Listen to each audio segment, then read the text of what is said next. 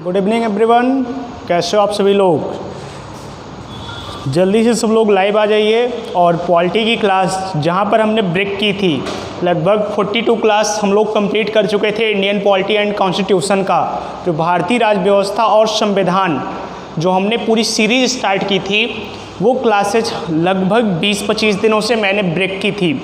और उसके हम लोग करीब आर्टिकल 117 तक हम लोग पढ़ चुके थे। आर्टिकल 118 हमें पढ़ना था और वहाँ पर हम लोगों ने क्लासेज को अपनी ब्रेक किया था। तो काफ़ी लोगों को ये डाउट था, ये शिकायत थी कि सर इंडियन पॉलिटी को बीच में रोक दिया गया। तो रोका नहीं गया है। जैसा मैंने आपसे प्रॉमिस किया था कि मैं कोर्स को पूरा कंप्लीट कराऊंगा, इंडियन पॉलिटी का सिलेबस 100% आपको पढ़ाऊंगा। तो मैं अपने प्रॉमिस पर खरा उतरूंगा और आज से आपकी इंडियन पॉलिटी की क्लास को 100% समाप्त करने की कोशिश एक बार फिर से स्टार्ट करेंगे। और इस प्रयास में हमारी तरफ से तो पूरी कोशिश रहेगी कि अब इंडियन पॉलिटी को 100% समाप्त कर दिया जाए। तो चलिए हम लोग स्टार्ट करते हैं आज इंडियन पॉलिटी की क्लास को। और जल्दी से आप सब लोग लाइव आ जाइए। रात के 8 बज चुके हैं और पहले के तरह सब लोग लाइव आ जाइए और वीडियो को लाइक करिए और जितना ज़्यादा से ज़्यादा हो सके वीडियो को शेयर करिए, क्योंकि शेयर करेंगे, आप भी जानते हैं शेयर करने से होगा क्या, हमारी जो फैमिली है आरबी क्लासेस की वो बढ़ेगी। और जितनी बड़ी हमारी फैमिली बनेगी, जितना हमारा उत्थान होगा उतना आपका होगा, आपके कोचिंग का होगा, आपके ज़िले का होगा। तो जल्दी से सब लोग इस काम को करिए और वीडियो को शेयर करिएगा। और फिर आते हैं हम अपने टॉपिक पर। जो हमारा टॉपिक था संसदीय समितियां, एक बहुत इम्पॉर्टेंट टॉपिक होता है आर्टिकल 118। लेकिन अभी तक आप लोग चाहे किसी बुक में पढ़े हों या कहीं कोचिंग पढ़े हों या यूट्यूब पर भी आप लोगों ने तमाम वीडियो देखा होगा, आर्टिकल 118 के बारे में लगभग बहुत कम बताया जाता है। बहुत कम आपको किताबों में मिलेगा आर्टिकल 118 के बारे में। या फिर हम सीधे सीधे कहें समितियों के बारे में, आपको 1-2 समिति पढ़ा के छोड़ दिया जाता है। लेकिन मैं सभी प्रकार की समितियां होती कैसे कैसे हैं, कमेटियां बनाई कैसे कैसे जाती हैं और उन कमेटियों से क्या क्या सवाल बन सकते हैं आपके एग्ज़ाम में, चाहे वो कोई भी एग्ज़ाम हो, खासकर यूपीएससी में जो आने वाले एग्ज़ाम में मोस्ट इम्पॉर्टेंट अगर कोई सब्जेक्ट होता है तो वो इंडियन पॉलिटी का होता है।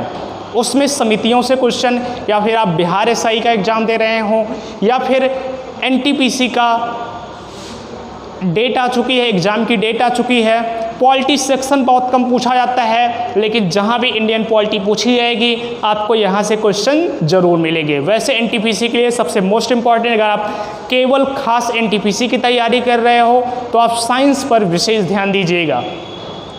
तो चलिए हम लोग स्टार्ट करते हैं संसदीय समितियों को। आप सबको पता है कि जो हमारे आर्टिकल 118 हैं, आर्टिकल 117 तक हम बात कर चुके थे, बजट तक हम लोग पढ़ चुके थे, ठीक। और एक बात, बजट पास कैसे होता है, मैंने इसे कहा था आपको अगली क्लास में बता देंगे। तो ये आपको इकोनॉमिक्स वाले सर आपको पढ़ा देंगे एक दिन। बजट के लिए मैंने उनसे रिक्वेस्ट भी किया कि एक स्पेशल बजट क्लास बना दीजिए, जिससे बजट आप अनुदान का भी बच्चों का डाउट था, सर अनुदान के बारे में बता दीजिए। तो इकोनॉमिक्स वाले सर आपके प्रॉमिस भी किए हैं हमसे भी कि वो बजट के लिए एक स्पेशल वीडियो बना के आपको डाल देंगे। तो वहाँ पे आपके बजट से संबंधित जितने भी डाउट हैं वो आपके इकोनॉमिक्स वाले सर आपके डाउट को क्लियर कर देंगे, ठीक। चलिए हम लोग स्टार्ट करते हैं संसदीय समितियों के बारे में। हमने बताया संसदीय समितियाँ आर्टिकल 118 का विषय हैं। आर्टिकल 118 में संसदीय समितियों के बारे में बतलाया गया है और ये कहा गया है कि संसदीय समितियां कुल 2 प्रकार की होती हैं। संसदीय समितियां कुल कितने प्रकार की होती हैं? तो 2 प्रकार की होती हैं, ठीक। और वो कौन कौन सी होंगी? अब देखो, हमने कहा संसदीय समितियां हमेशा 2 प्रकार की होती हैं। पहला होता है परमानेंट कमेटी। पहला होता है permanent committee, permanent committee, permanent committee, या इसी को कहते हैं स्टैंडिंग कमेटी, या इसी का एक नाम और है जिसे हम लोग कहते हैं स्टैंडिंग कमेटी, स्टैंडिंग कमेटी। ठीक, पहला होता है संसदीय समितियां, हमने बताया दो प्रकार से होती हैं। सबसे पहला होता है परमानेंट कमेटी, मतलब आप परमानेंट कमेटी का आप मतलब समझ रहे होंगे। अस्थाई समिति या इसी को कहते हैं स्टैंडिंग। स्टैंडिंग मतलब क्या हुआ कि जो बहुत तेजी के साथ वर्क करे, कहते नहीं हुए वो बात को सुनते ही स्टैंड हो गए, तो स्टैंडिंग कमेटी। ठीक, और दूसरी एक कमेटी होती है नॉन परमानेंट। दूसरी एक कमेटी होती है जिसे हम लोग कहते हैं non permanent. Non permanent, non permanent committee या इसी को कहते हैं एडहॉक कमेटी। एडहॉक, जिसे हम लोग कहते हैं ना एडहॉक पे रखे गए हैं, संविदा, या इसी को हिंदी में कहते हैं तदर्थ। अगर इसकी हिंदी शुद्ध हिंदी बताएं तो इसे कहते हैं तदर्थ। तो दो कमेटी होती है, एक परमानेंट कमेटी, एक नॉन परमानेंट कमेटी, या उसी को कहते हैं एडहॉक कमेटी। ठीक, दो प्रकार की कमेटियां होती हैं हमारे संसद में। हमारे संसद में कुल कितने प्रकार की कमेटियां होती हैं? दो प्रकार की कमेटियां होती हैं, और हम दोनों के बारे में पढ़ेंगे। हम दोनों के बारे में पढ़ेंगे। 4 प्रकार होंगे परमानेंट में और 2 प्रकार होंगे नॉन परमानेंट में। आप लोगों ने पढ़ा होगा प्रवर समिति या संयुक्त प्रवर समिति। इन समितियों के बारे में आपसे सीधा सीधा क्वेश्चन यही पूछा जाता है कि प्रवर समिति या संयुक्त प्रवर समिति परमानेंट कमेटी है या नॉन परमानेंट कमेटी है? लोक लेखा समिति कौन सी कमेटी है, परमानेंट है या नॉन परमानेंट है? लोक उद्यम कमेटी कौन सा कमेटी है, अस्थाई है या अस्थाई है? आपसे एग्जाम में ये पूछा जाता है। और कुछ स्पेशल कमेटियां हैं, परमानेंट में ही आएंगी, फाइनेंशियल में, जो आपसे पूछी जाती हैं। उसके अध्यक्ष कौन है, उनकी नियुक्ति कौन करता है, उनका कार्यकाल कौन क्या होता है, ये सारे क्वेश्चन पूछे जाते हैं। और वर्तमान में है कौन? तो ये आपने 2 लिखा होगा। एक होता है परमानेंट कमेटी या उसी को कहते हैं स्टैंडिंग कमेटी या अस्थाई कमेटी, अस्थाई समिति कहते हैं। और दूसरा होता है नॉन परमानेंट, जिसे हम लोग कहते हैं अस्थाई या फिर तदर्थ कमेटी। यहाँ तक क्लियर है? चलिए हम लोग स्टार्ट करेंगे परमानेंट कमेटी के बारे में। हम लोग पढ़ेंगे पहले परमानेंट कमेटी के बारे में। हेडिंग डालिए परमानेंट कमेटी। हेडिंग डालिएगा आप लोग परमानेंट कमेटी।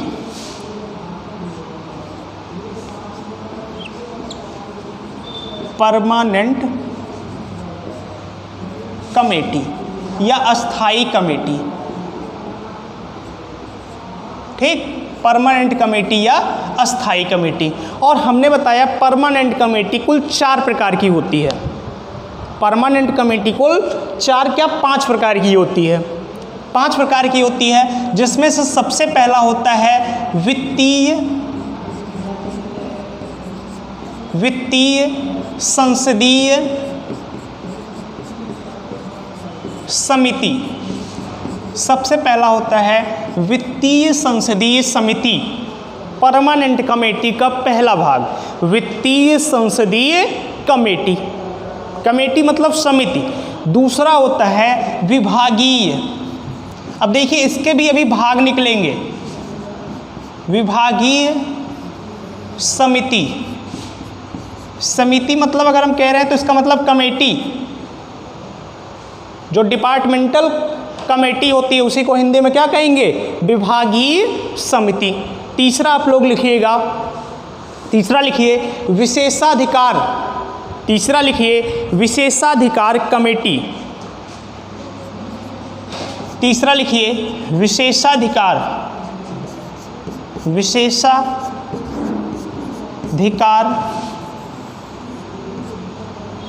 विशेषाधिकार समिति, विशेषाधिकार समिति। ठीक, चौथा लिखिए अनुसूचित जाति,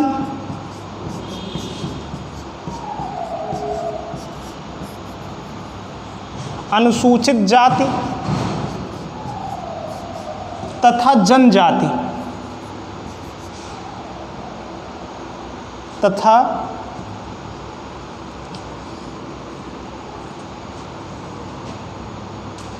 तथा जनजाति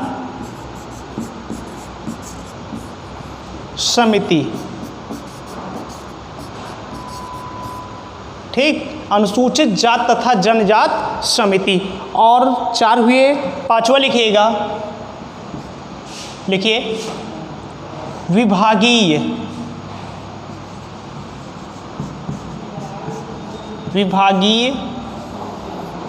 समिति। तो ये 5 समितियां होती हैं, ये 5 समितियां होती हैं। सबसे पहला हो गया वित्तीय समिति, वित्तीय संसदीय समिति। दूसरा हो गया विभागीय समिति। एक मिनट, ये विभागीय नहीं होगा, विभागीय तो हम लिख चुके थे। ये होगा विधान समिति। अभी दोनों का मतलब बताएंगे। विधान समिति लिखिएगा, ये वाला एकदम लास्ट है। विधान, जो नियम कानून होते हैं, विधान समिति। तो ये 5 प्रकार की समितियां होती हैं हमारे कहाँ पे? परमानेंट में। परमानेंट कमेटी हमने बताया कि जैसे हमने शुरुआत में आपको फिर से बता दें, हमने बताया समितियां कुल 2 प्रकार की होती हैं। एक होता है परमानेंट कमेटी और दूसरा होता है नॉन परमानेंट कमेटी। एक होती है अस्थाई समिति और दूसरा होता है अस्थाई समिति। और अस्थाई समिति की हम बात कर रहे हैं तो हमने बताया अस्थाई समिति को भी 5 भागों में बांटा गया है। पहला होता है वित्तीय संसदीय समिति, पहला होता है वित्तीय संसदीय समिति। दूसरा होता है विभागीय समिति। तीसरा होता है विशेषाधिकार समिति।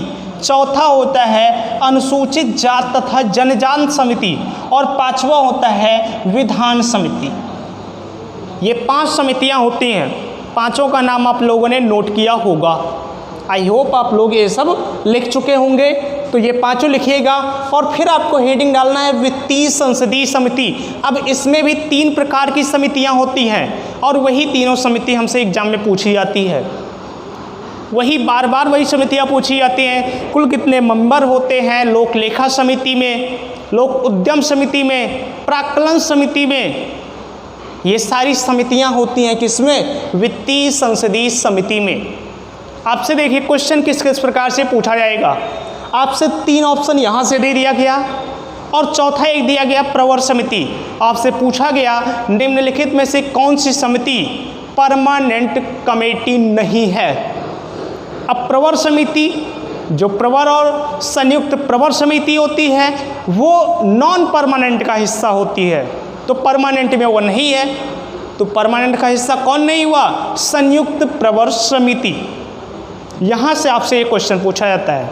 और या तो फिर अब हम इसके अंदर जाएंगे, हम इसके अंदर जाएंगे और पढ़ेंगे वित्तीय संसदीय समिति। सबसे इंपॉर्टेंट यही होता है, सबसे इंपॉर्टेंट इसमें यही होगा वित्तीय संसदीय समिति। लेकिन हम पढ़ेंगे सबके बारे में। सबसे एग्जाम में पूछा क्या जाता है, इनके खासकर मेंबर पूछे जाते हैं। कुल कितने सदस्य हैं, इसमें सदस्यों के नाम पूछे जाते हैं। सबसे ज़्यादा अगर एग्जाम में कुछ पूछा गया है तो सीधे सीधे सदस्यों के नाम पूछे जाते हैं। या फिर पूछा जाता है कि वर्तमान में इस समिति का अध्यक्ष कौन है।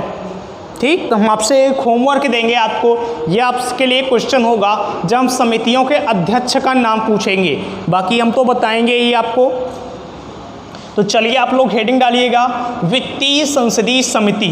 हेडिंग डालिएगा वित्तीय संसदीय समिति, पहली हेडिंग। अभी तक आई होप आप लोग समझे होंगे कि हम बताना क्या चाहते हैं आपको। आप लोग हेडिंग डाल चुके हो, वित्तीय संसदीय समिति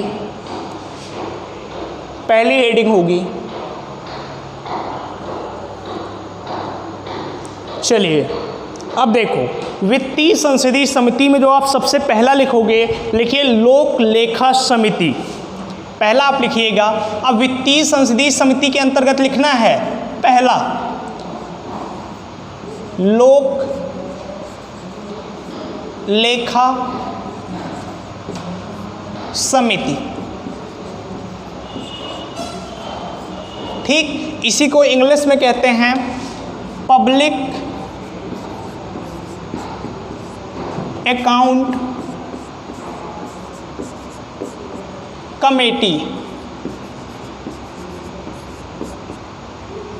कमेटी। या अगर इसे साइड में कहो तो लिखा जाता है PAC, public account committee, PAC। इसी को हिंदी में कहते हैं लोक लेखा समिति। इसी को इंग्लिश में क्या कहते हैं, लोक लेखा समिति। अब आपसे इसमें क्वेश्चन क्या क्या पूछे जाते हैं, मैं आपको क्वेश्चन एक एक टाइप का बता देता हूँ। सबसे पहली पूछी जाती है कि इसकी स्थापना कब हुई थी। सबसे पहले आपसे पूछा जाएगा कि इसकी स्थापना कब हुई थी। दूसरा आपसे पूछा जाएगा कि इसमें कुल सदस्य कितने होते हैं, इस समिति में कुल सदस्य कितने होते हैं। तीसरा आपसे क्वेश्चन पूछा जाएगा इसके अध्यक्ष के बारे में, का अध्यक्ष की नियुक्ति कौन करता है, आपसे ये पूछा जाएगा। अगला क्वेश्चन आपसे पूछा जाता है कि इसका कार्यकाल कितना होता है।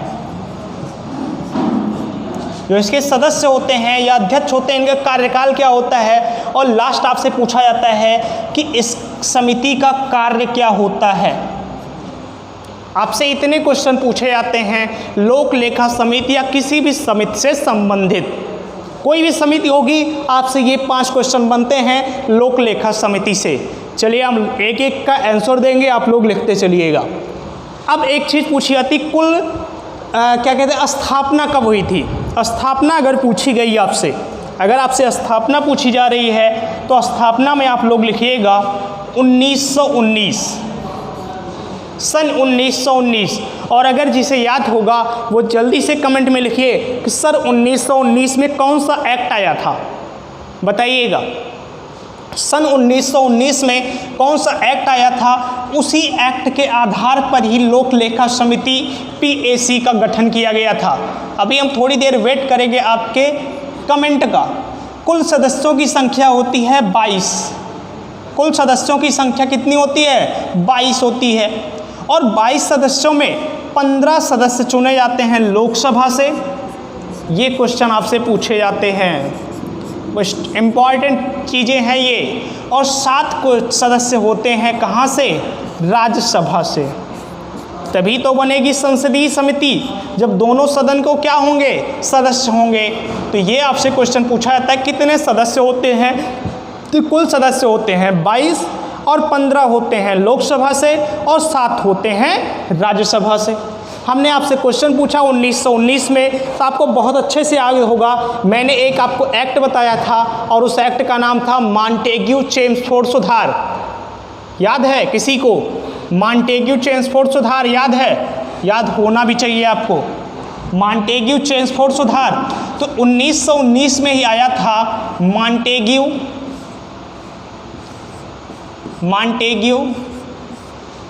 चेम्सफोर्ड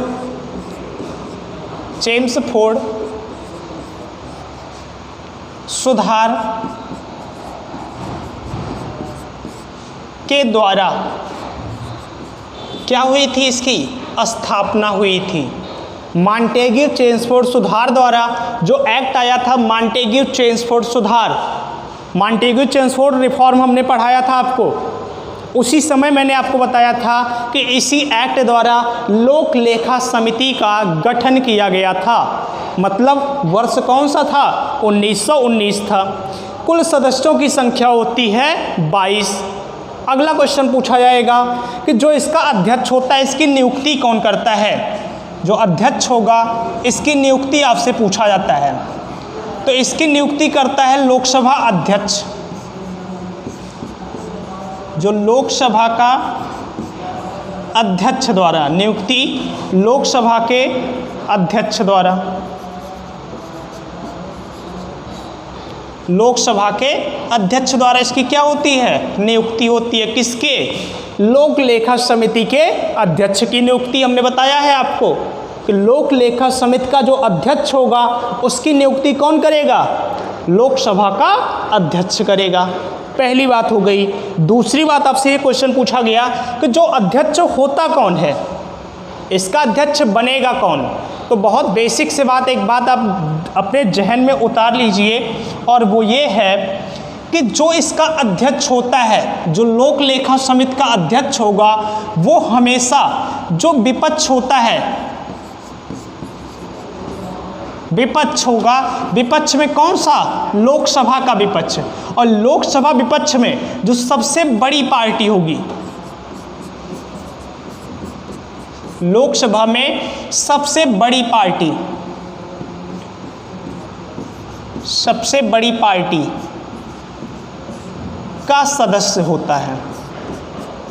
अब आप लोग कमेंट करके बताइए कि इस समय लोक लेखा समिति का अध्यक्ष कौन है। बात को फिर से समझ लेना, मैंने आपको ये कहा कि जो अध्यक्ष होता है उसकी नियुक्ति लोकसभा का अध्यक्ष करता है। जो लोकसभा स्पीकर होता है वो क्या करता है, नियुक्ति करता है। किसकी? लोक लेखा समिति के अध्यक्ष की नियुक्ति करता है। टोटल 22 सदस्य होते हैं, जिसमें से 15 होते हैं लोकसभा से और 7 होते हैं राज्यसभा से। और हमने बताया कि जो अध्यक्ष होगा उसकी नियुक्ति करेगा लोकसभा का अध्यक्ष। और वो अध्यक्ष होता कौन है? तो जो विपक्ष होगा, एक सत्ता पक्ष होगी, एक विपक्ष होगा लोकसभा में। और विपक्ष में जो सबसे बड़ी पार्टी होगी, तो सबसे बड़ी पार्टी कौन? पहले तो विपक्ष कौन? जो बीजेपी के अलावा जितनी भी सारी पार्टियां हैं, एनडीए के अलावा वो सब विपक्ष हैं। विपक्ष में सबसे बड़ी पार्टी कौन? तो कांग्रेस है। अब कांग्रेस का एक नेता होगा जो कि क्या होगा, लोक लेखा समिति का अध्यक्ष होगा। तो वो कौन है? उस व्यक्ति का नाम है अधीर रंजन चौधरी। उस व्यक्ति का नाम है अधीर रंजन चौधरी। ये हैं वर्तमान में लोक लेखा समिति के प्रेसिडेंट या अध्यक्ष हैं। वर्तमान में क्या है? ये अध्यक्ष हैं। बातों को समझना, जो भी डाउट है वो आप कमेंट में लिखते चलिएगा। हम चीज़ों को एक्सप्लेन करेंगे, जितना ज़्यादा से ज़्यादा हो सकेगा आपके डाउट को क्लियर करेंगे। तो हमने आपको यही बताया कि वर्तमान में लोक लेखा समिति के अध्यक्ष कौन है? अधीर रंजन चौधरी, जो कांग्रेस के क्या हैं, एक नेता हैं। अगली बात आती है कार्यकाल की। तो कार्यकाल प्रत्येक सदस्य का कितना होता है? 1 वर्ष होता है। कार्यकाल कितना होता है? 1 वर्ष होता है। और कार्य इसका बहुत इम्पॉर्टेंट होता है। जो लोक लेखा समिति होती है, इसका जो वर्क होता है वो वर्क ये होता है कि जो कैग होता है, CAG कैग, आप सबको पता होगा कैग किस आर्टिकल में है? कल ही मैंने बताया था। जिसने कल की क्लास ली होगी, जो हमारा MCQ हुआ था, टेस्ट हुआ था, उसमें मैंने बताया था कैग को किस आर्टिकल में, जो परीक्षक एवं नियंत्रक एवं महालेखा परीक्षक होता है, उसे किस आर्टिकल में रखा गया है। आप सबको मैंने कल बताया था। तो इसका जो इस समिति का कार्य होता है वो होता है कि जो कैग की रिपोर्ट होती है, कैग रिपोर्ट अपनी जारी करता है। कैग की रिपोर्ट की जांच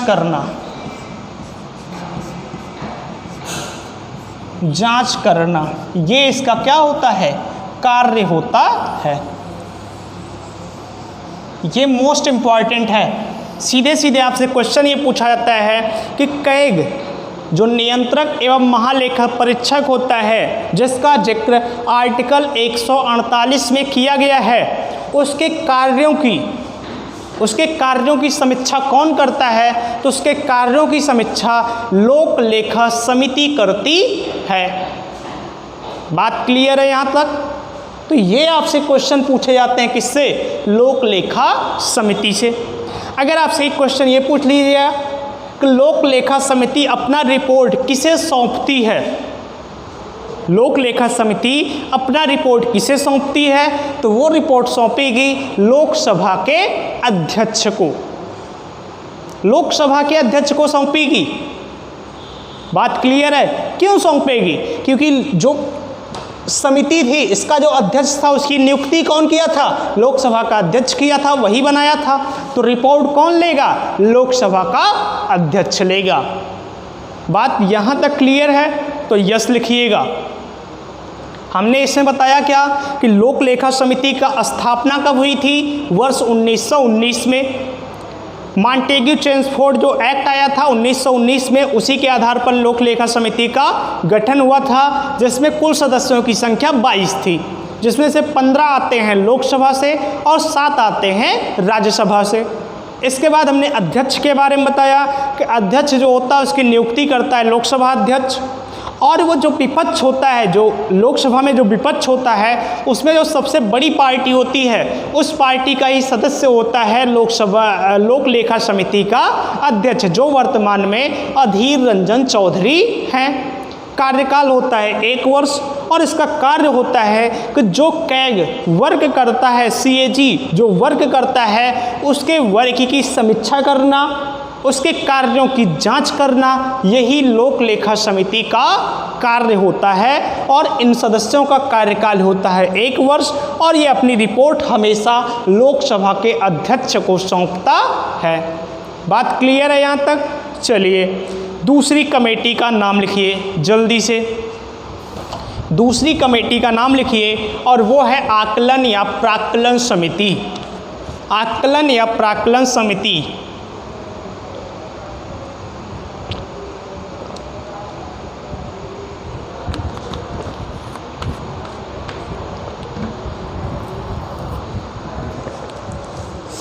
क्वेश्चन बहुत ज़्यादा नहीं है लेकिन आपको याद करना होगा।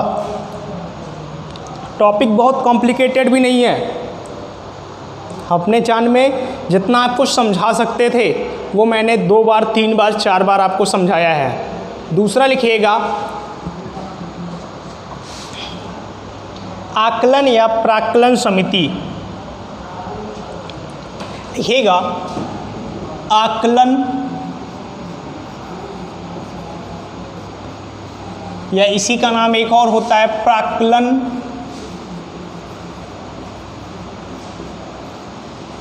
या फिर इसी का एक और नाम होता है, क्या कहते हैं, एक नाम और होता है इसका मितव्ययी। मितव्ययी मितव्ययी समिति। और जिसे इंग्लिश में लिखना हो वो लिख सकता है एस्टीमेट कमेटी। जिसे इंग्लिश में लिखना हो वो लिख सकता है क्या, इसे ही इंग्लिश में कहते हैं ES एस्टीमेट। कहते नहीं आकलन करना, एस्टीमेट करना, तो एस्टीमेट कमेटी। ठीक, तो ये दूसरी समिति होती है वित्तीय संसदीय समिति का दूसरी समिति है जिसे हम लोग कहते हैं आकलन या प्राक्कलन या फिर मितव्ययी समिति। और इसका भी सेम आप वही लिखना है आपको जो चीज़ें आपने बैक में लिखी थी। क्या क्या? सबसे पहला आप लिखोगे स्थापना। सबसे पहले आप लिखोगे क्या? स्थापना। दूसरा लिखोगे कुल सदस्य। दूसरा आप लिखोगे कुल सदस्य। फिर तीसरा आप क्या लिखोगे? अध्यक्ष के बारे में कि जो इसका अध्यक्ष होता है वो कौन होता है। अध्यक्ष के बाद आपने क्या लिखा था? अध्यक्ष के बाद आपने क्या लिखा था? कार्यकाल लिखा था। कार्यकाल के बाद आपने क्या लिखा था? कार्य लिखा था। चलिए बताइए। और फिर वर्तमान अभी इसमें हम बता देंगे, अध्यक्ष में ही आपको वर्तमान का अध्यक्ष बता देंगे। तो चलिए बताइए स्थापना कब हुई थी आकलन या प्राक्कलन समिति की? कोई बता सकता है कि इसकी स्थापना कब हुई थी? तो वर्ष था वर्ष 1950। वर्ष था वर्ष 1950 और ये हुआ था, एक कमेटी थी जॉन मथाई। आप सबको इस व्यक्ति का नाम पता होगा। जॉन मथाई के सुझाव पर इस कमेटी का गठन किया गया था। जॉन मथाई का नाम तो शायद सब जानते होंगे। देश के पहले वित्त मंत्री कौन थे? जॉन मथाई थे। ठीक, अब दूसरी बात आती है इसमें कुल सदस्य कितने होते हैं? तो कुल सदस्यों की संख्या होती है 30। कुल सदस्यों की संख्या कितनी होती है? 30 होती है। लेकिन यह सदस्य केवल कहाँ से होते हैं? लोकसभा के होते हैं। मतलब इसमें राज्यसभा की कोई भूमिका नहीं होती है। आकलन समिति में, प्राक्कलन समिति में या मितव्ययी समिति में राज्यसभा का किसी भी प्रकार का कोई भी योगदान नहीं होता है।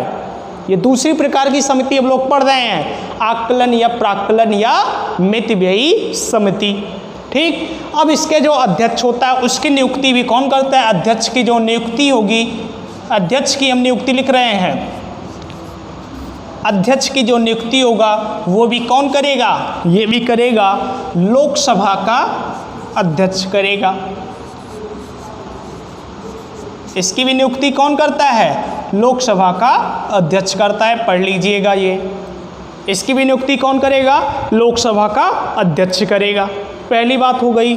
दूसरी बात आपसे ये पूछा गया कि अध्यक्ष बनने के लिए अगर क्या कोई योग्यता होनी चाहिए, तो भैया देखो 2 योग्यता होनी चाहिए।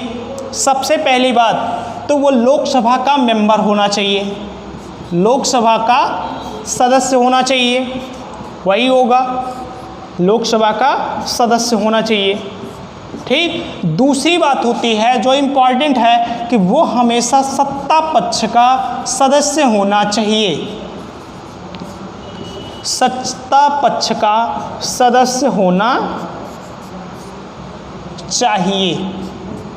मतलब कोई विपक्ष का नेता होगा, जैसे बीजेपी की गवर्नमेंट है, एनडीए की गवर्नमेंट है इस समय, और कोई एनडीए का सदस्य होगा, एनडीए की इस समय गवर्नमेंट है और कोई यूपीए का सदस्य होगा, तो वो कभी भी आकलन या प्राकलन समिति का सदस्य नहीं हो सकता।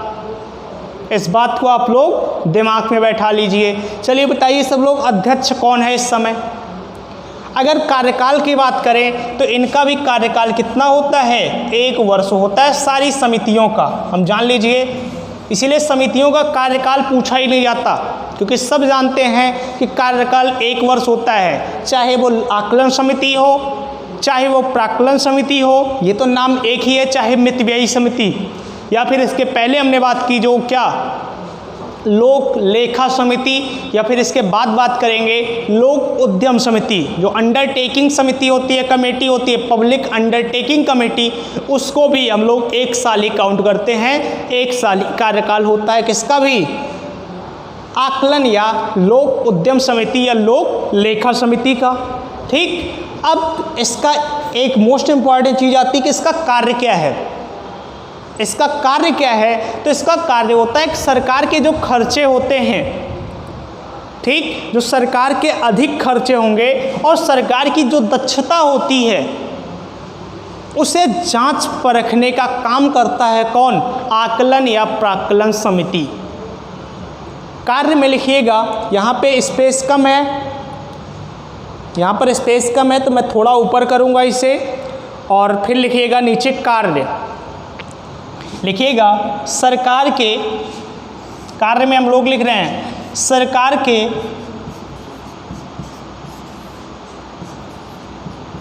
अधिक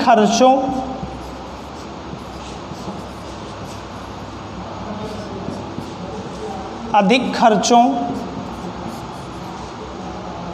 तथा कार्य दक्षता की जांच करना,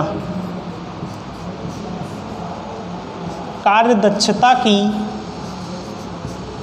जांच करना, ये कार्य होता है किसका, लोक नहीं, आकलन या प्राक्कलन समिति का। और यदि पूछा गया कि इसके वर्तमान में अध्यक्ष कौन है, मैंने बताया, शायद नहीं बताया, वर्तमान में अगर इसके अध्यक्ष पूछा गया तो उनका नाम है गिरीश बापट। आप लोग नाम लिख लीजिएगा उनका, जो इसके वर्तमान में अध्यक्ष हैं। वर्तमान अध्यक्ष का नाम लिखिएगा, 1 मिनट। वर्तमान अध्यक्ष हम लोग किसकी बात कर रहे हैं, आपको ही पता होगा। प्राक्कलन समिति के अध्यक्ष का नाम लिखिएगा, प्राक्कलन समिति के अध्यक्ष का नाम लिखिएगा गिरीश बापट। गिरीश बापट हैं क्या, प्राक्कलन समिति के वर्तमान में अध्यक्ष हैं। बातें क्लियर है यहाँ तक, ये दोनों समितियाँ क्लियर हैं। हमने आपको फिर से बताया, 2 बार बताया और 1 बार फिर से समझ लीजिए। इन समितियों के स्थापना वर्ष पूछे जाते हैं, कार्यकाल पूछा जाता है, खासकर सदस्य पूछे जाते हैं। सदस्यों की संख्या सबसे ज़्यादा पूछी जाती है, कार्य पूछे जाते हैं, कार्यकाल पूछा जाता है, और ये भी अपना रिपोर्ट किसे देगा, तो रिपोर्ट सौंपता है लोकसभा के अध्यक्ष को, कि नियुक्ति वही करता है, जो नियुक्ति करेगा उसी को क्या करेंगे, रिपोर्ट भी सौंपेंगे। अगली समिति लिखिएगा लोक उद्यम समिति, इसी में लिखेगा लोक उद्यम समिति, बापट है ये, गिरीश बापट। अगली समिति लिखिए लोक उद्यम समिति। एक बार अभी फिर से हम रिपीट कर देंगे चीज़ों को, अगर आप लोग भूल गए होंगे या क्लास जिसने लास्ट में ज्वाइन की हो उसके लिए मैं चीज़ों को फिर से रिपीट कर दूंगा। लोक उद्यम समिति, आपको पता चल चुका होगा कि इसमें भी हमें क्या क्या लिखना है। इसे जैसे इंग्लिश में लिखना वो लिख सकता है public undertaking committee, public undertaking committee. वही सेम आप कॉलम बनाइए, स्थापना, अध्यक्ष, कुल सदस्य, कार्य, कार्यकाल, यही आपको इसमें फिर से लिखना है। लिखिए सबसे पहला काम लिखिए स्थापना। इसकी स्थापना कब हुई थी, तो स्थापना हुई थी इसकी वर्ष 1964 में।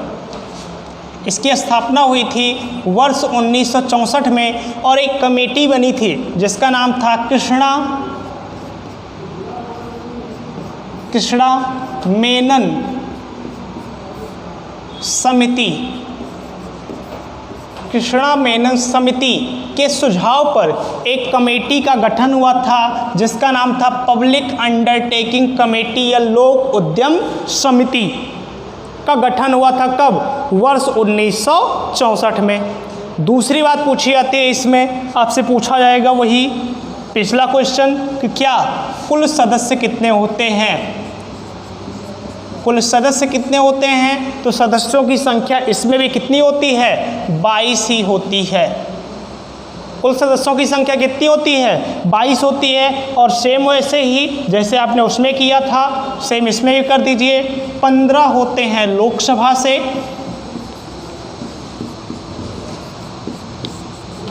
और 7 होते हैं कहाँ से, राज्यसभा से।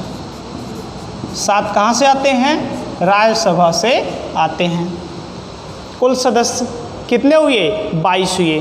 22 में 15 आए आपसे कहाँ से, लोकसभा से आए, और 7 सदस्य आते हैं कहाँ से, राज्यसभा से आए। अगला आप लिखिएगा कार्यकाल। अगला आप लिखिएगा कार्यकाल इनका कितना होता है, तो कार्यकाल इनका भी कितना होता है, मैंने आपको पहले ही बताया कि कार्यकाल तीनों का सेम होता है और वो है 1 वर्ष। वो कितना है, 1 वर्ष है। अगला पॉइंट, अध्यक्ष कौन है।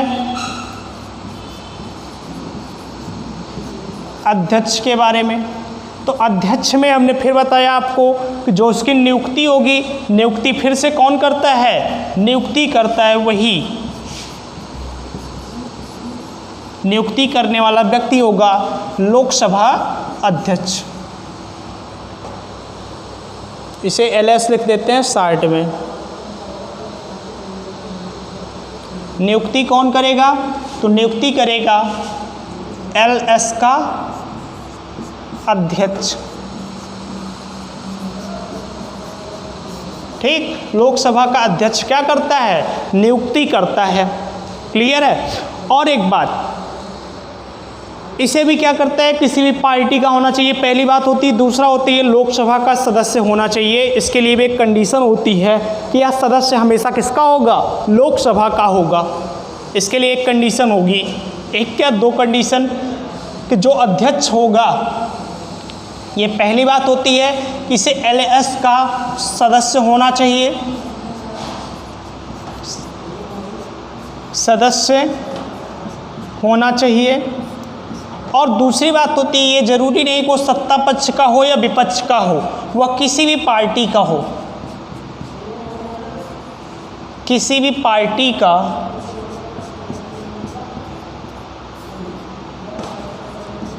सदस्य हो।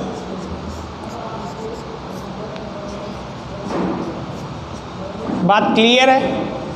तो स्थापना हुई वर्ष 1964 में। एक कमेटी थी, बहुत फेमस कमेटी है, कृष्णा मेमन कमेटी, उसी के सुझाव पर एक कमेटी बनाई गई जिसे कहा जाता है पब्लिक अंडरटेकिंग कमेटी। उसका गठन हुआ वर्ष 1964 में।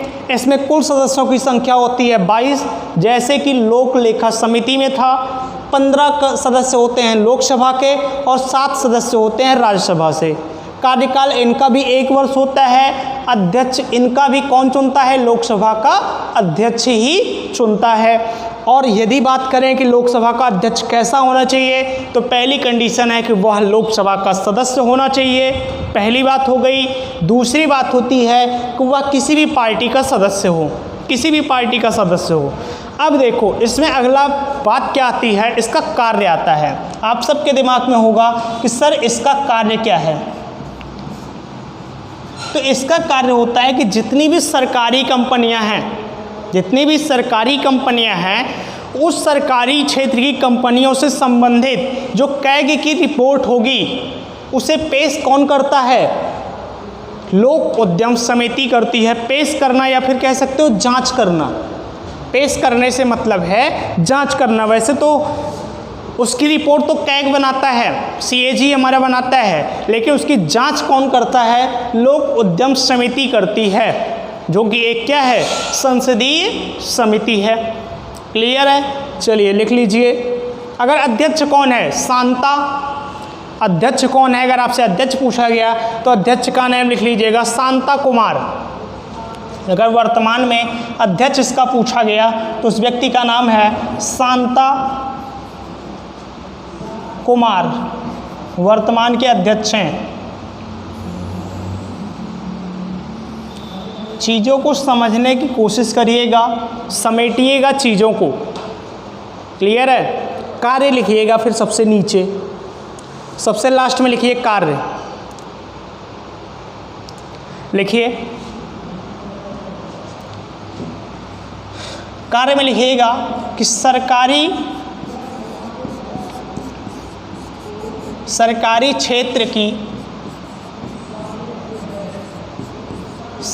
क्षेत्र की कंपनियों से संबंधित सरकारी क्षेत्र की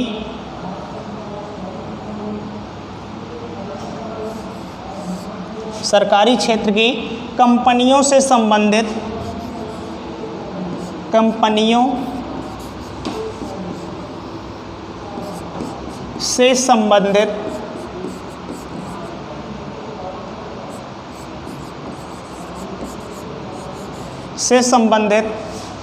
कैग की रिपोर्ट का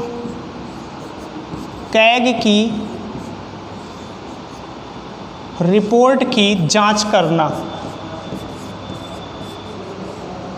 रिपोर्ट की जांच करना।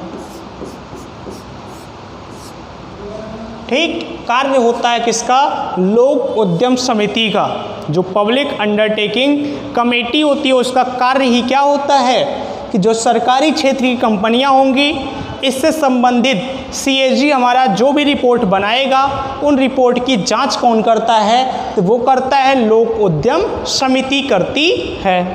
क्लियर है यहाँ तक? तो यहाँ तक होता है हमारा क्या? वित्तीय संसदीय कमेटी। इसके बाद आप लोग हेडिंग डालिएगा विभागीय कमेटी, डिपार्टमेंटल। हमने पहला ये बताया है अभी तक, ये पहले के 3 पार्ट थे। इसके बाद आप लिखिए डिपार्टमेंटल कमेटी, विभागीय समिति। हेडिंग डालिएगा विभागीय समिति। अब समितियां बहुत छोटी छोटी हैं और बहुत तेज़ी के साथ खत्म होगा। 1 या 2 लेक्चर में ये सारी समितियां आपकी कंप्लीट हो जाएंगी। लिखिएगा विभागीय समिति। अगली हेडिंग। और कोई भी डाउट होगा इससे संबंधित तो आप लोग ज़रूर पूछिएगा, आप क्वेश्चन ज़रूर पूछिए, क्योंकि अगर आप डाउट नहीं पूछेंगे तो चीज़ें आपको क्लियर नहीं होंगी। अगली कमेटी लिखिएगा जो कि हमारी दूसरी कमेटी है परमानेंट कमेटी में, और उसका नाम हमने लिखाया था विभागीय विभागीय समिति, विभागीय समिति। इसमें देखो, इसमें ये नहीं है कि कई बहुत सारी समितियां हैं, बहुत सारी समितियां नहीं होते हैं। इसमें कुछ ऐसी कमेटियां होती हैं जो इसी विभाग के अंतर्गत ही बनी होती हैं, वो मंत्रालय से संबंधित होती हैं। अभी देखना वो किससे संबंधित होती हैं, मंत्रालयों से संबंधित होती हैं। तो सबसे पहले तो आप ये लिखिएगा इसकी स्थापना कब हुई थी। स्थापना हुई थी वर्ष 1993 में।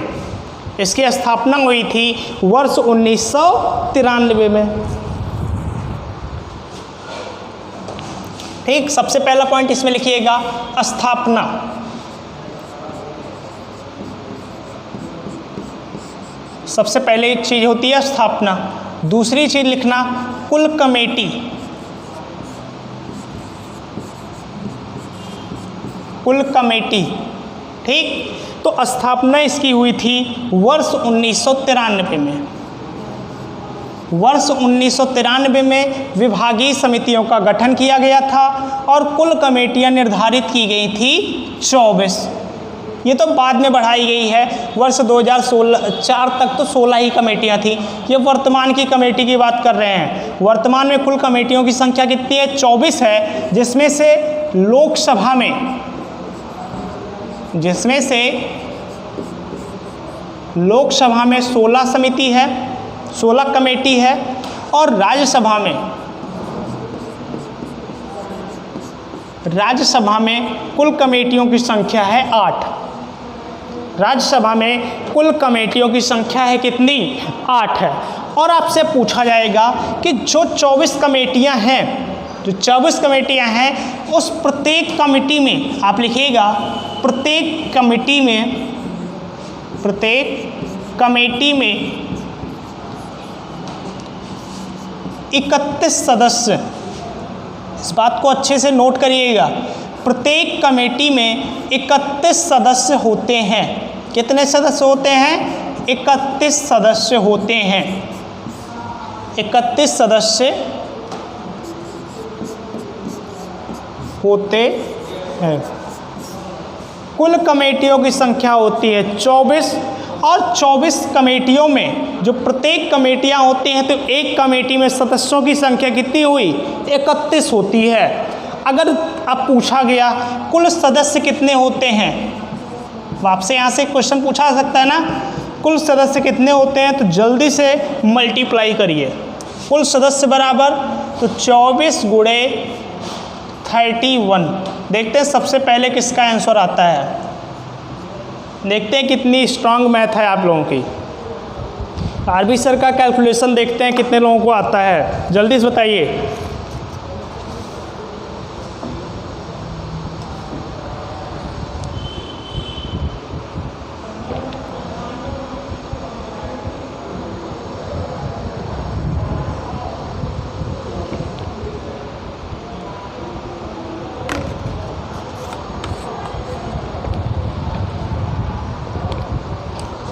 कितनी होगी, बिल्कुल सही हो आप लोग। देख रहे हैं हम तब भी कैलकुलेशन कर लेते हैं। 4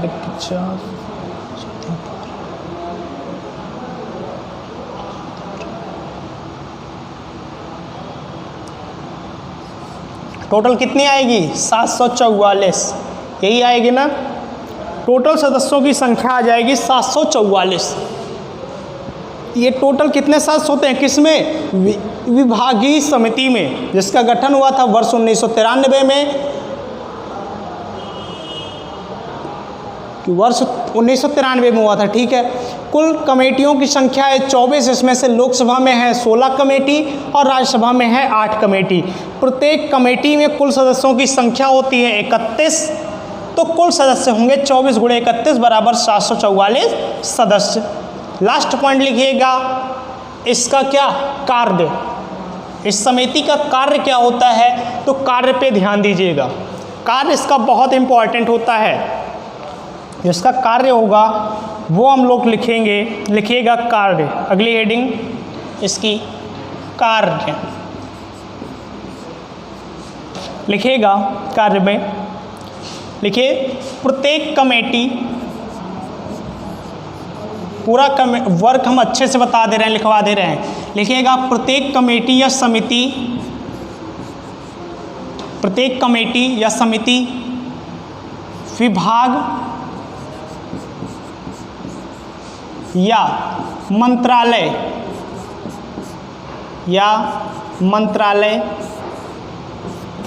से संबंधित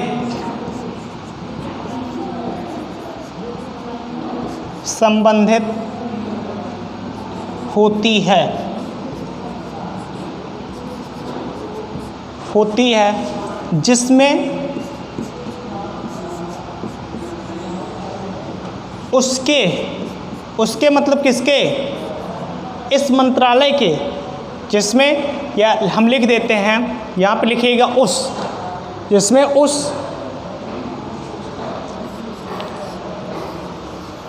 जिसमें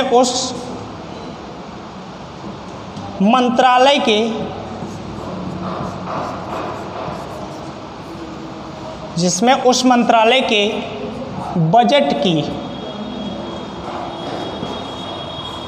बजट की जांच होती है। यही इम्पॉर्टेंट है, जांच होती है। यही कार्य होता है विभागीय समिति का। चीज़ों को यहाँ तक नोट करिए। बजट की जांच करता है, किसके बजट की, मंत्रालयों के बजट की। ठीक, और ये जांच करता कौन है, तो ये जांच करता है जो विभागीय समितियाँ होती हैं। यहाँ तक बातें क्लियर हैं? यहाँ तक बातें क्लियर हैं आपको? अगर क्लियर हो तो अगली समिति लिखिएगा विशेषाधिकार समिति। अगली समिति हेडिंग डालिएगा विशेषाधिकार समिति। इसे कल हम लोग कंप्लीट कर दें। इसे बहुत छोटा सा एक टॉपिक है, विशेषाधिकार कमेटी। अगली हेडिंग डालिएगा, अगली कमेटी का नाम लिखिए विशेषाधिकार कमेटी। चीज़ें बहुत छोटी छोटी होती जाएंगी। अगली कमेटी लिखिए विशेषाधिकार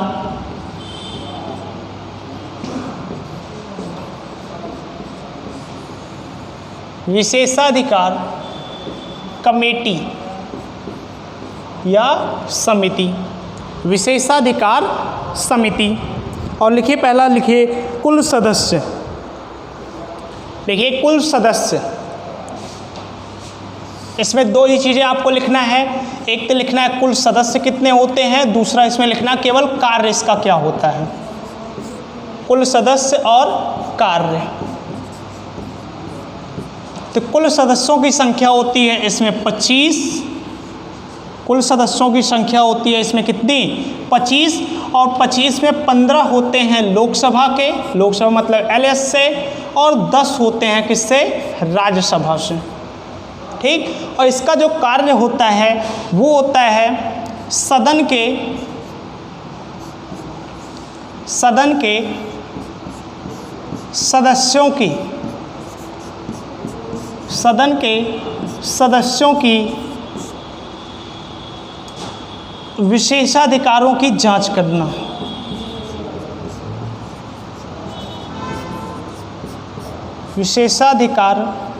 विशेषाधिकारों की जांच पड़ताल करना,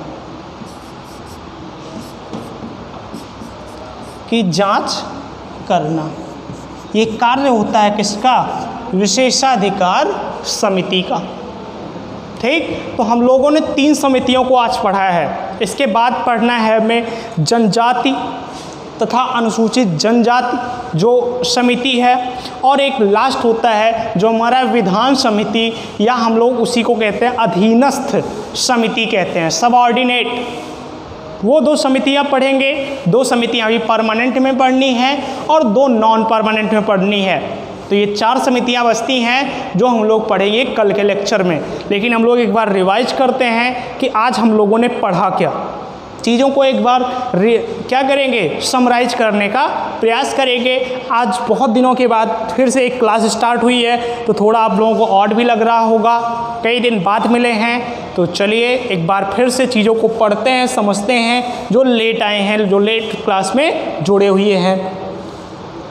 तो मैं अगर स्टार्टिंग से अपनी बातों को स्टार्ट करूं तो मैंने आपको ये बताया कि हमारा जो पॉलिटी का सेक्शन चल रहा था उसमें हम लोगों ने 50% से ज़्यादा हमने सिलेबस को कंप्लीट कर लिया था और फिर उसके आगे हमें बढ़ना था लेक्चर 43 से आर्टिकल 118 से। तो आज हम लोगों ने आर्टिकल 118 से स्टार्ट किया और आर्टिकल 118 पे हम लोग वापस फिर से चलते हैं और समझते हैं हमने क्या क्या आपको बताया था। चलिए, हम लोगों ने आज यहीं से स्टार्ट किया है भारतीय राज्य व्यवस्था में। आज इसका भारतीय राज्य व्यवस्था का ये कौन सा लेक्चर होगा, तो आई होप ये लेक्चर है 43।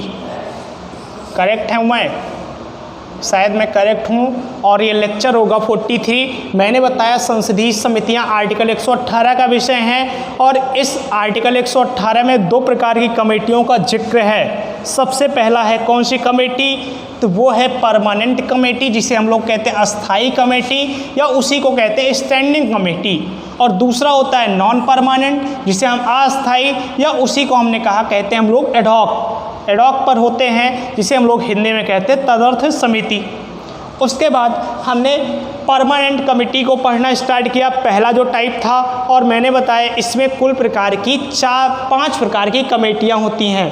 पहला होता है वित्तीय संसदीय कमेटी, दूसरा होता है विभागीय कमेटी, तीसरा होता है विशेषाधिकार कमेटी, चौथा होता है अनुसूचित जात तथा अनुसूचित जनजात कमेटी, और 5वां होता है विधान समिति या अधीनस्थ समिति होता है, जिसमें से हमने सबसे पहला स्टार्ट किया वित्तीय संसदीय समिति, और उसमें हमने पढ़ा उसका भी पहला जो पार्ट था वो था लोक लेखा समिति या इसी को कहते हैं पब्लिक अकाउंट कमेटी, PAC कहते हैं उसी को। हमने बताया इसकी स्थापना हुई थी वर्ष 1919 में मॉन्टेग्यू चेम्सफोर्ड सुधार के द्वारा। मॉन्टेग्यू चेम्सफोर्ड सुधार आया था वर्ष 1919 में।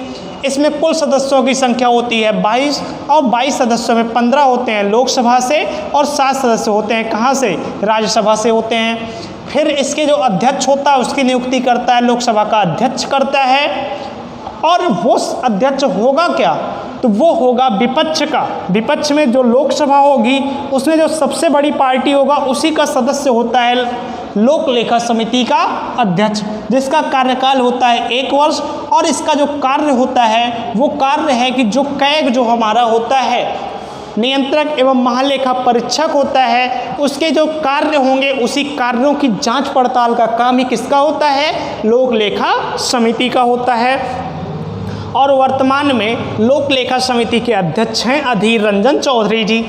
इसके बाद दूसरी कमेटी पर हम लोग आए थे जिसका नाम था आकलन या प्राक्कलन या मितव्ययी या इंग्लिश में उसी को एक नाम में बोलेंगे एस्टीमेट कमेटी, जिसकी स्थापना हुई थी वर्ष 1950 में। एक कमेटी आई थी John Mathai committee, John Mathai समिति के सुझाव पर ही एक कमेटी का गठन किया गया जिसका नाम था आकलन या प्राक्कलन समिति। उसमें कुल सदस्यों की संख्या 30 थी और वो सदस्य केवल लोकसभा से ही चुने जाते हैं। इसके अध्यक्ष की भी नियुक्ति कौन करेगा, लोकसभा का अध्यक्ष करेगा। और वो अगर उसकी योग्यता की बात करें कि जो आकलन समिति या प्राक्कलन समिति का जो अध्यक्ष होगा वो उसके लिए पहली कंडीशन है कि वो लोकसभा का सदस्य होना चाहिए। दूसरी कंडीशन है कि वो सत्ता पक्ष का ही होना चाहिए, विपक्ष का नहीं चलेगा। दूसरा हमने बताया इसका कार्यकाल 1 वर्ष होता है और जो इसका कार्य होता है कि सरकार के जो भी अधिक खर्चे होंगे, खर्चा जो एक्सपेंड करेगा बढ़ेगा, तो उस खर्चों की तथा सरकार के कार्य दक्षता की जांच करेगा, आकलन करेगा आकलन समिति। आकलन नाम से ही आपको समझ रहा होगा कि वो क्या कर रहा है, आकलन कर रहा है, देख रहा है कि आपने किया गया है। इसके बाद हमने बताया इसका जो अध्यक्ष है उस व्यक्ति का नाम है गिरीश बापट। फिर हमने तीसरा टाइप बताया लोक उद्यम समिति, जिसे हम लोग कहते हैं पब्लिक अंडरटेकिंग कमेटी, जिसकी स्थापना हुई थी वर्ष 1964 में और उस समिति का नाम था कृष्णा मेमन समिति, जिसके सुझाव पर इस समिति का गठन किया गया था। इसमें भी सदस्यों की संख्या थी 22, 15 थे लोकसभा से और 7 थे राज्यसभा से।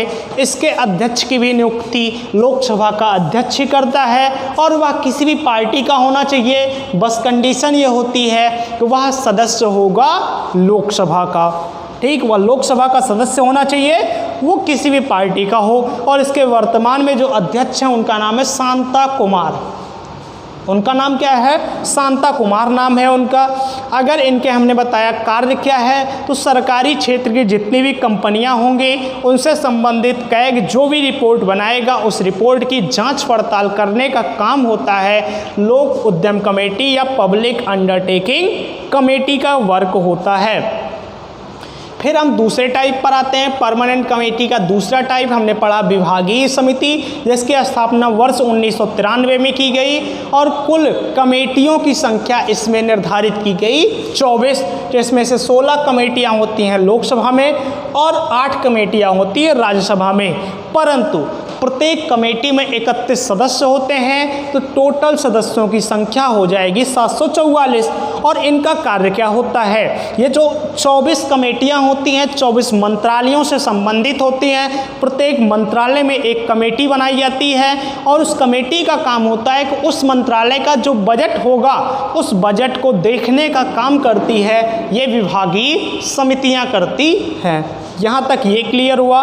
इसके बाद फिर हमने लास्ट बताया विशेषाधिकार कमेटी, और विशेषाधिकार कमेटी में कुल सदस्यों की संख्या 25 थी, जिसमें से लोकसभा के सदस्य होते हैं 15 और जो राज्यसभा के होते हैं वो 10 होते हैं। और जो इनका कार्य होता है, उनका कार्य है कि संसद के जो भी सदस्य होंगे उनके जो भी विशेषाधिकार सदन में मिले होते हैं उन विशेषाधिकारों की जांच करने का काम ही किसका होता है? विशेषाधिकार समिति का होता है। इसके बाद परमानेंट कमेटी में 2 भी टाइप बचे हैं और नॉन परमानेंट में भी 2 टाइप होते हैं। उन चारों कमेटियों के बारे में हम बात करेंगे नेक्स्ट लेक्चर में। अभी तक जितनी कमेटियों के बारे में हमने बताया है, अगर इससे संबंधित आपके मन में कोई भी सवाल हो, कोई भी डाउट हो या कोई भी सुझाव हो तो वो आप कमेंट सेक्शन में दे सकते हो। ये आज क्लास स्टार्ट हुई है। अब मैं कोशिश करूँगा कि इंडियन पॉलिटी को 100% समाप्त कर दूँ, जिससे आपको कभी भी लाइफ में इंडियन पॉलिटी दोबारा कहीं पढ़ने की आवश्यकता ना हो। चलिए हम लोग मिलेंगे फिर नेक्स्ट वीडियो में कल आपको इसी टाइम पर। तब तक गुड नाइट, टेक केयर।